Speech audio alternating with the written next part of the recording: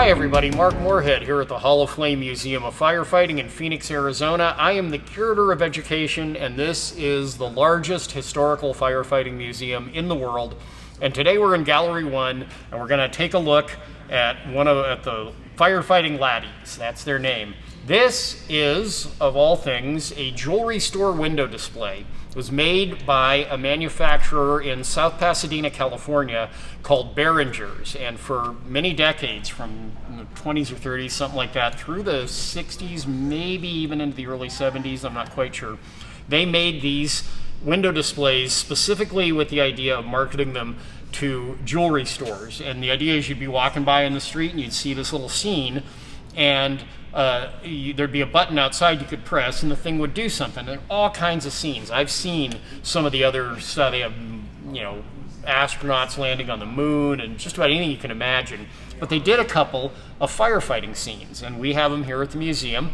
And this one was called the Firefighting Laddies. And it's a real charming thing, but what happens if I press this button and hold it down is this. And as you can see, it's kind of a realistic scene. These guys are pumping, and this guy's lost his hat in the excitement. And here we have the chief giving orders. He's got his speaking trumpet.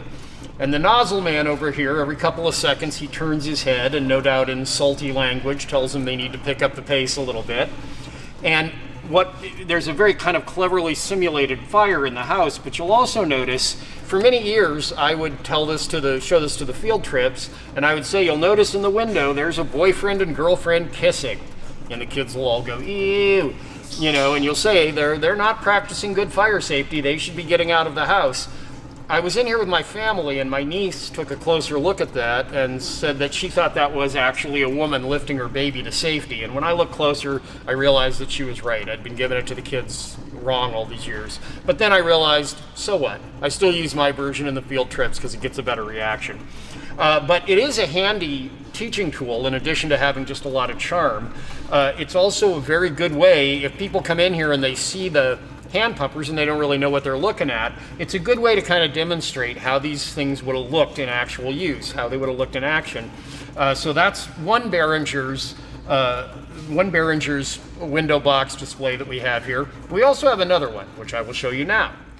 Here, also in Gallery 1, but on the other side of the gallery, we have another wonderful Baranger's window display. This one depicts a steamer, a classic early steam engine, and it's not as rigorous in its realism.